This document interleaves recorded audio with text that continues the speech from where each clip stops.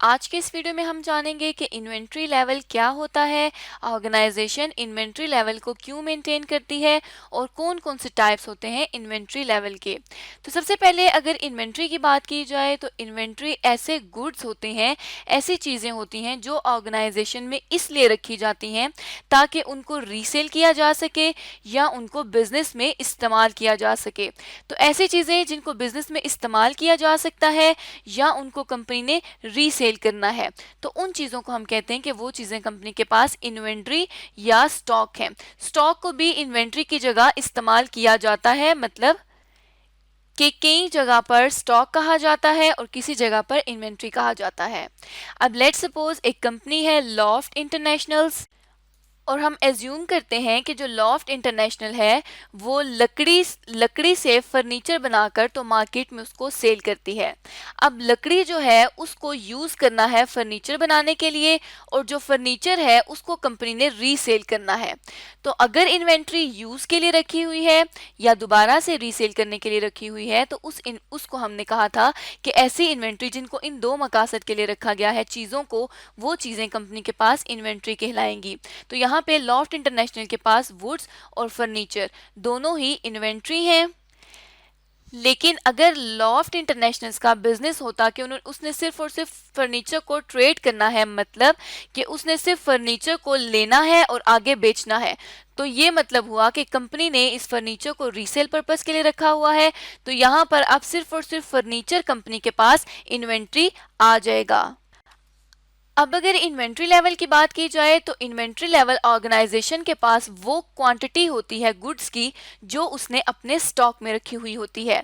Let's suppose कि company ने अपने स्टॉक में 1000 फर्नीचर की जो आइटम्स हैं वो रखी हुई हैं।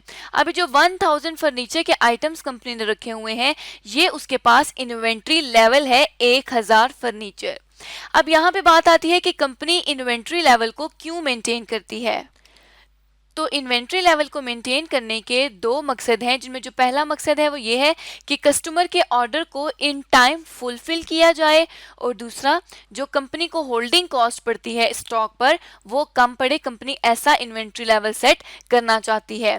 अब यहाँ पर होल्डिंग कॉस्ट से मुराद है कि कंपनी ने जिस तरह इन्वेंट्री को किसी वेयर हाउस में होल्ड करना होगा, तो अब ये जो वेयर हाउस का रेंट कंपनी ने पे करना है वो उसकी होल्डिंग कॉस्ट है कि उसको रखने के लिए एक उसे अलग से कमरा चाहिए जिसमें उसने उसको स्टोर किया है, तो उस कमरे का जो किराया होगा वो उसकी होल्डिंग कॉस्ट होगी।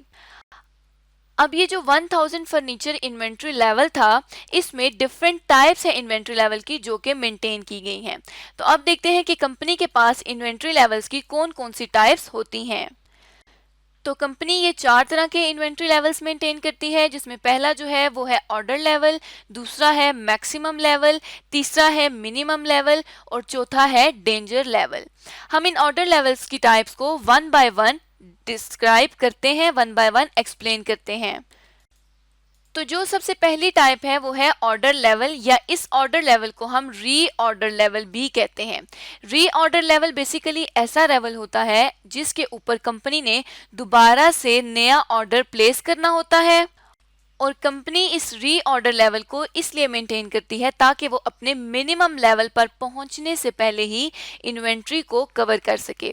री ऑर्डर लेवल को मैक्सिमम और मिनिमम इन्वेंट्री लेवल की बेसिस पर देखा जाता है कि कितना री ऑर्डर लेवल रखा जाए।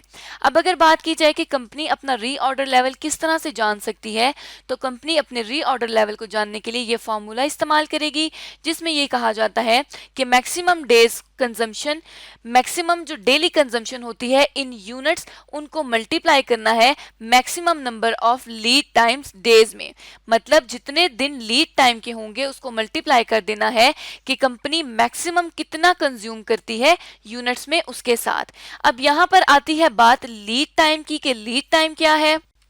तो लीड टाइम ऐसा दौरानिया होता है जिसमें मतलब कंपनी के ऑर्डर प्लेस करने से ऑर्डर कंपनी तक पहुंचने में, ऑर्डर डिलीवर होने में जितना टाइम लगता है उसे हम कहते हैं कि ये लीड टाइम है। फॉर एग्जांपल 10 दिन लगते हैं कि ऑर्डर प्लेस किया है और 10 दिन में ऑर्डर डिलीवर होगा। तो यहाँ पर ये ऑर्डर प्लेसमेंट से लेकर पहले दिन पर ऑर्डर प्लेस हुआ है और 10वें दिन पर जो ऑर्डर है वो रिसीव होगा। तो मतलब जो 10 दिन है वो कंपनी के पास लीड टाइम है। अब यहाँ पे हम फर्दर एज्यूम कर लेते हैं कि कंपनी मैक्सिमम 600 यूनिट्स को कंज्यूम करती है और लीड टाइम मैक्सिमम जो है वो 8 दिन का है। तो उसके लिए हम री ऑर्डर या ऑर्डर लेवल को किस तरह से कैलकुलेट कर सकते हैं कि यहाँ पर 600 यूनिट्स को मल्टीप्लाई कर देंगे 8 डेज के साथ, तो हमें पता चल जाएगा कि जब कंपनी की इन्वेंट्री 4800 यूनिट्स पे पहुंचेगी तो कंपनी ने दोबारा से ऑर्डर प्लेस करना है।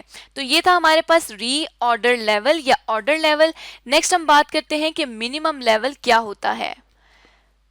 तो मिनिमम लेवल बेसिकली वो क्वांटिटी होती है, वो कम से कम क्वांटिटी होती है जो कंपनी ने अपनी इन्वेंट्री में रखी होती है, जिसका स्टॉक हर वक्त अवेलेबल होता है नॉर्मल कोर्स ऑफ बिजनेस को चलाने के लिए। मतलब बिजनेस के नॉर्मल ऑपरेशंस को कंटिन्यू रखने के लिए जो इन्वेंट्री लेवल मेंटेन किया जाता है या जितनी क्वांटिटी पड़ी रहनी चाहिए कि उसके नॉर्मल जो एक्टिविटीज़ हैं वो ख़राब ना हो, तो उस लेवल को हम कहते हैं कि ये कंपनी का मिनिमम लेवल है।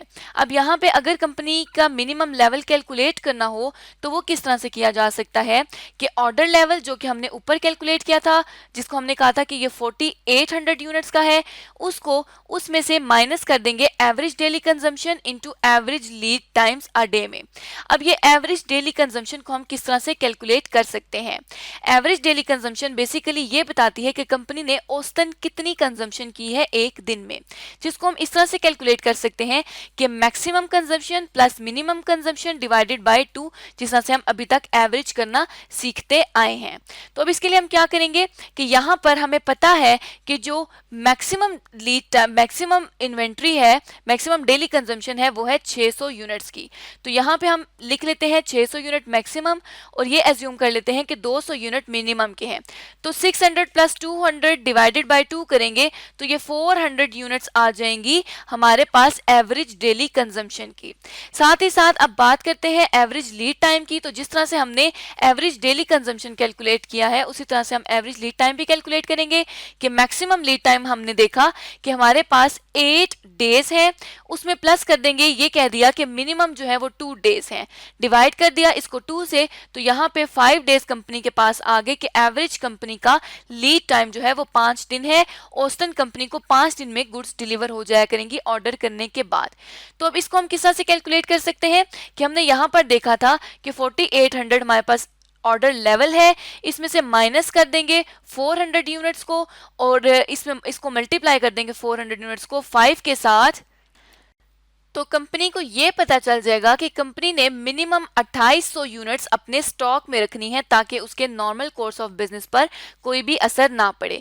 अब यहाँ पे हम देख सकते हैं कि जो ऑर्डर लेवल था वो था 4800 यूनिट्स का, जबकि जो मिनिमम इन्वेंट्री लेवल है वो है 2800 यूनिट्स का। तो मिनिमम लेवल जो होगा वो ऑर्डर लेवल से कम होगा। मिनिमम लेवल पर पहुंचने से पहले हमने ऑर्डर प्लेस करना था, हमने इस कंसेप्ट को री ऑर्डर लेवल में भी पढ़ा था। तो इस तरह से यहाँ पे हमने मिनिमम लेवल देख लिया कि मिनिमम लेवल जो है वो री ऑर्डर लेवल से कम होगा।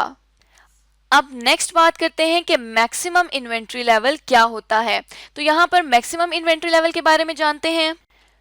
तो मैक्सिमम स्टॉक लेवल या मैक्सिमम इन्वेंट्री लेवल एक ऐसा लेवल है जिस लेवल से ज़्यादा कंपनी की जो क्वांटिटी है इन्वेंट्री की वो एक्सीड नहीं करनी चाहिए और इस लेवल को इन्वेंट्री की प्लानिंग के लिए इस्तेमाल किया जाता है। अगर इस लेवल से ज़्यादा बढ़ेगी इन्वेंट्री तो कंपनी की जो होल्डिंग कॉस्ट है, जो HC जिसे हम होल्डिंग कॉस्ट लिख रहे हैं, वो बहुत ज़्यादा हो जाएगी जो कंपनी बियर नहीं कर सकेगी। अब अगर बात की जाए कि कंपनी मैक्सिमम इन्वेंट्री लेवल को किस तरह से कैलकुलेट कर सकती है, तो कंपनी इस फॉर्मूले के थ्रू अपने मैक्सिमम लेवल को कैलकुलेट कर सकती है। जो फॉर्मूला है वो है order level minus minimum daily consumption, जो कम से कम कंपनी कंज्यूम करती है एक दिन में, multiply by minimum lead time, जो कम से कम लीड टाइम है वो, प्लस EOQ। EOQ को हम इकोनॉमिक ऑर्डर क्वांटिटी कहते हैं। ये बेसिकली वो नंबर ऑफ यूनिट्स होते हैं जिस पर कंपनी की जो होल्डिंग कॉस्ट है, जिसको हम HC कह रहे हैं, और जो कैरिंग कॉस्ट है, जो कंपनी की प्रोडक्ट्स को कैरी करके कंपनी तक लाने पे जो कॉस्ट लगती है उसे हम कहते हैं कैरिंग कॉस्ट। तो जिस नंबर ऑफ यूनिट्स पर ये दोनों कॉस्ट मिनिमम होती हैं उसे हम कहते हैं कि ये इकोनॉमिक ऑर्डर क्वांटिटी है। और क्योंकि हमने बात की थी कि मैक्सिमम लेवल पर हम ये इन्वेंट्री की प्लानिंग करते हैं जिसके हम ये कहते हैं कि होल्डिंग कॉस्ट कम हो, तो ईओक्यू के यहाँ पे ऐड करने का मकसद ये है कि यहाँ पर होल्डिंग कॉस्ट वो नंबर ऑफ यूनिट्स होते हैं जिसपे होल्डिंग और कैरिंग कॉस्ट कम हो, तो इसलिए इसको यहाँ पर ऐड किया गया है इसको कंसीडर करने के लिए। अब यहाँ पर रीऑर्डर लेवल हमें कहा गया था कि 4800 यूनिट्स हैं और हमने ये कहा था कि मिनिमम जो कंजम्पशन है डेली वो है 200 यूनिट्स की और मिनिमम लीड टाइम जो कम से कम दिनों में चीज़ें डिलीवर होती हैं वो है 2 दिन, और हम एज्यूम कर लेते हैं कि 5000 जो यूनिट्स हैं वो ईओक्यू की हैं। तो यहाँ पर जो मैक्सिमम इन्वेंट्री का लेवल आ जाएगा वो आ जाएगा 9400 यूनिट्स का। मतलब कंपनी इन 9400 से यूनिट से ज़्यादा अगर इन्वेंट्री को होल्ड करेगी तो उसकी कॉस्ट कंपनी के लिए बियरेबल नहीं रहेगी, कंपनी उसकी कॉस्ट को बर्दाश्त नहीं कर सकेगी।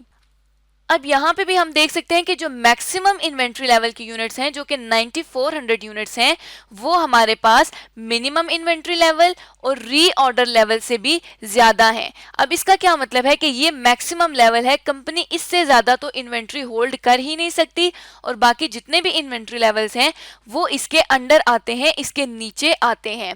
इसी तरह से अब हम लास्ट इन्वेंट्री लेवल को डिस्कस करते हैं जो कि है डेंजर लेवल। जिस तरह इसके नाम से शो होता है कि ये एक खतरे की घंटी है, मतलब ये एक अलार्म है कंपनी के लिए कि इस डेंजर लेवल से अब ज्यादा क्या होगा, अब उसको हम यहाँ पर डिस्कस करते हैं। तो डेंजर लेवल बेसिकली ऐसा लेवल होता है जिस लेवल पर कंपनी अपने मिनिमम लेवल से भी नीचे आ जाती है। मिनिमम लेवल को हमने देखा कि मिनिमम लेवल अभी तक सबसे कम लेवल था जो कि 2800 यूनिट्स का था। तो मतलब ये जो डेंजर लेवल होगा ये इन 2800 यूनिट्स से भी नीचे होगा कि वो कंपनी को अलार्म करेगा कि अब कंपनी इस डेंजर लेवल से अगर नीचे आई तो कंपनी के जो ऑपरेशंस हैं वो स्टॉप हो जाएंगे। तो ये जो डेंजर लेवल है ये आखिरी हद है कि कंपनी इससे ज्यादा नीचे नहीं आएगी वरना उसके ऑपरेशंस स्टॉप हो जाएंगे। तो ऑपरेशंस ना स्टॉप हो इसीलिए डेंजर लेवल को भी मेंटेन कर लिया जाता है। अब कंपनी डेंजर लेवल को किस तरह से कैलकुलेट कर सकती है, तो यहाँ पर कंपनी डेंजर लेवल को ऐसे कैलकुलेट करेगी कि एवरेज डेली कंजम्पशन जिसको हमने ऊपर कैलकुलेट भी किया था जो कि थी हमारे पास 400 यूनिट्स की, तो यहाँ पर वही एवरेज डेली कंजम्पशन को मल्टीप्लाई कर देना है number of lead times urgent supplies के केस में। अब यहाँ पे हमने बात की थी ऊपर के 2 डेज मिनिमम टाइम है लीड टाइम, लेकिन अगर इमरजेंसी में ऑर्डर किया जाए तो हम कह देते हैं कि 1 दिन लगेगा इमरजेंसी की चीजों को डिलीवर होने में। तो यहाँ पे जब हमने एवरेज डेली कंजम्पशन को मल्टीप्लाई किया अर्जेंट सप्लाईज वाले लीड टाइम में या इमरजेंसी टाइम से जो कि था 1 डे, तो इससे हमें पता चला कि जब कंपनी की 400 यूनिट्स हो जाएंगी तो कंपनी के पास ये खतरे की घंटी है कि अब मजीद कंपनी के जो ऑपरेशंस हैं वो रुक जाएंगे। अब देख सकते हैं हम कि जो डेंजर लेवल है वो मिनिमम लेवल से भी नीचे है। तो मतलब ये हुआ कि मिनिमम लेवल तो वो लेवल था कि इससे नीचे कंपनी इन्वेंट्री को मेंटेन नहीं करेगी वरना उसके ऑपरेशंस डिस्टर्ब होंगे, लेकिन डेंजर लेवल पर ऑपरेशंस जो है वो कंपनी के स्टॉप हो जाएंगे। तो इस तरह से आज के इस वीडियो में हमने सीखा कि कंपनी का इन्वेंट्री लेवल क्या होता है और कंपनी कौन कौन सी तरह के कौन कौन से टाइप्स के इन्वेंट्री लेवल्स को मेंटेन कर सकती है।